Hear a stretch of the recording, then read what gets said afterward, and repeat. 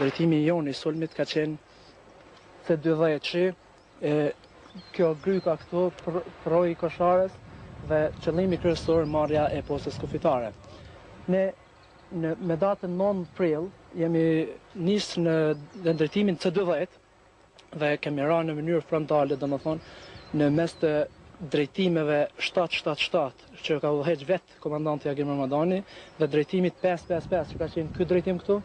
që ka udhëheq komandanti Skënder Hasan Xheka, komandant Noti, dhe pas marrjes pikës më dominante, pikës më strategjike nga reja me artilleri, konkretisht me topa 75 mm nga Shënjus, Besnik Jasici dhe Shkelzen Mataj, është marrë pika strategjike domethënë në rrasa Kosharës dhe me datën 10 prill në rreth orës 12 e kemi filluar sulmin nga këto pozicione, këtu domethënë te kusht kjo zallina aty, kemi filluar sulmin për marrjen e postës kufitare. Unë kam udhëheq drejtimin i cilën në dokumentacionin tonë ka qenë i emëruar me emrin 777, kurse në vetë luftetarët i popularizuar me emrin Rasa. Drejtimi i Rasës Kosharës ka qenë dikun gjatësie fronti në fillim afër 3 km dhe thellësie 5 km pas hyrjes kufiri. Ishte lehtë komandosh dhe të udhëheqësh në një njësi ku ishte kuadri ka qenë profesional dhe kolegë gjithë kanë qenë e provë ushtarak dhe bashkëveprimi. Në mes të drejtimeve të luftës dhe bataloneve, njësitë e varëse ka qenë me të vërtetë nivel të lartë. Ishte koordinimi i zjarrit që me armë kolektive, pikërisht me artilleri, nga vijat e frontit drejtimet e luftës që ishin në kuadër të drejtimit dhe me qendrën me artillerinë e brigadës.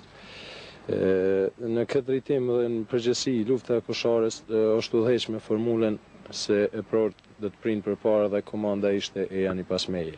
Pas marrjes së Rasës së Kosharës, forcat tona përqendrohen gjithnjë në drejtimin e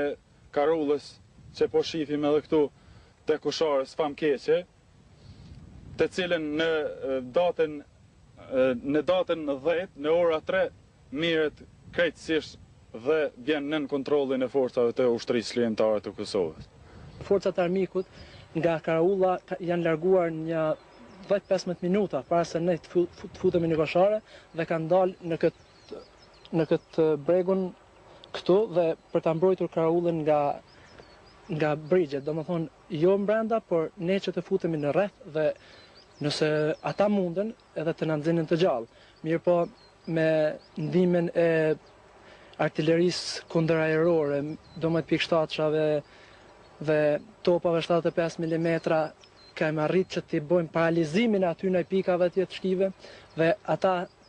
me njësi të përgjysmuara kanë arritë me shumë të plagosur, kanë arritë që të largohen nga këtu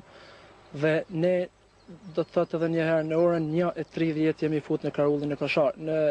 postën kufitare të Kosharës.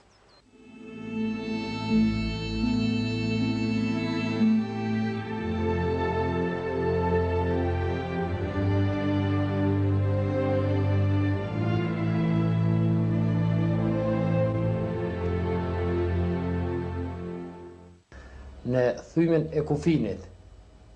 marrin pjesë një efektiv solid, mund të thonë rreth 150 vetë, ndërsa ishin të angazhuar në operacion luftarak rreth 85 vetë. Thymja e kufinit kishte një rëndësi të madhe, sepse për herë të parë thehej kufini me forcë të shtetit të ashtu quajtur Jugosllavi,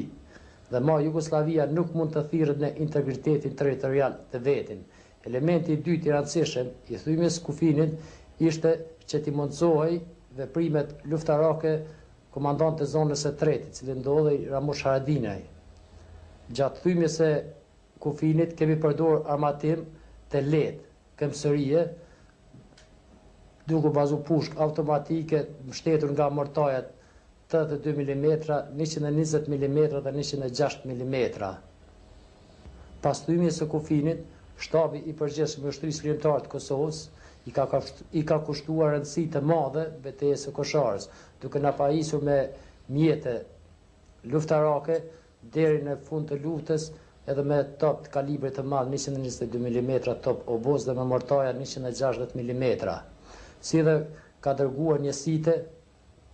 të veçanta për për mbrojtjen e pozicioneve dhe për depërtimin e matejshëm. Ksimat që arritëm për një kohë shumë të shkurtë i morëm ato pika që i kishim para pa në fazën e parë, kurse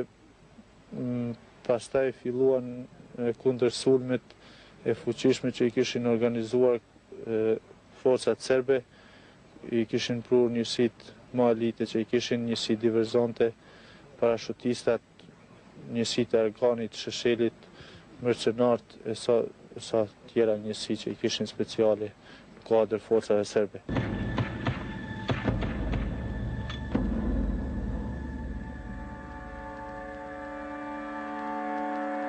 Beteja e Kosharës kishte qëllimin e vetë,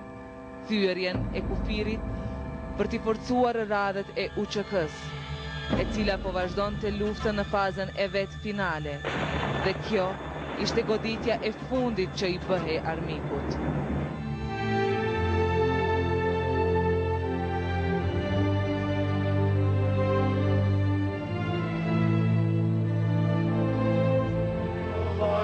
Shqipërin e duar se jam Shqipëtar, Kosovën e duar se jam Kosovar.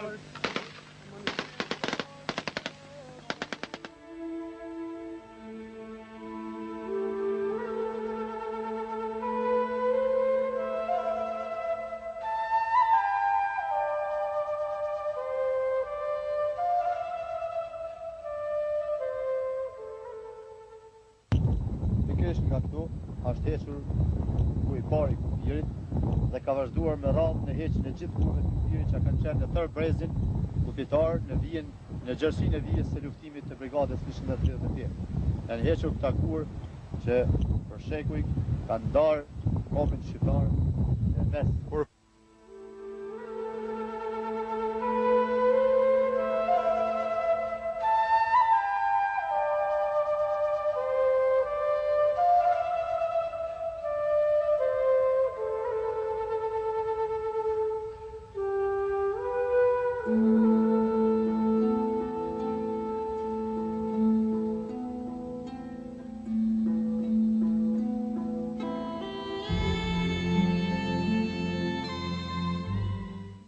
Rezultateve të mira që arriti kjo brigadë dhe mobilizimit të përgjithshëm që u zhvilluar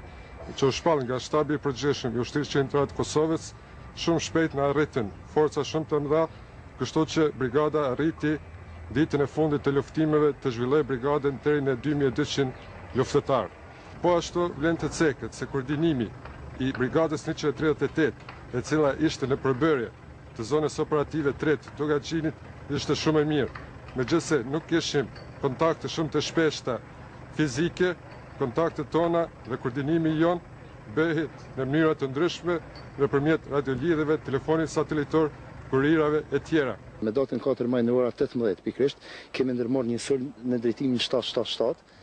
duke shtyr forcat e armikut në një brendësi për 7 km, më thonë prej pozicionit ku kanë qenë ata të pozicionuar. Kundër sulmin, në fakt e kemi bën në ora 18 në mbrëmje, 27 ushtarë të batalionit 4 të udhëhequr nga une,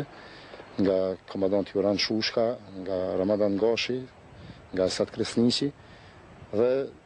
kemi arritur që armikut të shkaktojë humbje të mëdha. Në vend të ngjarjes, forcat serbe kanë lënë 7 të vdekur. Kemi në zonë mjetet të ndërlidhjes, armatim, eksploziv plastik. Armiku pas çdo sulmit, kundër sulmit që ndërmerke, u kthej me njësi të përgjysmuara, duke lënë pas veti sasi të konsiderueshme të armatimit, municion dhe nuk arrit ke as të tërheq të vramë dhe të plagosurit.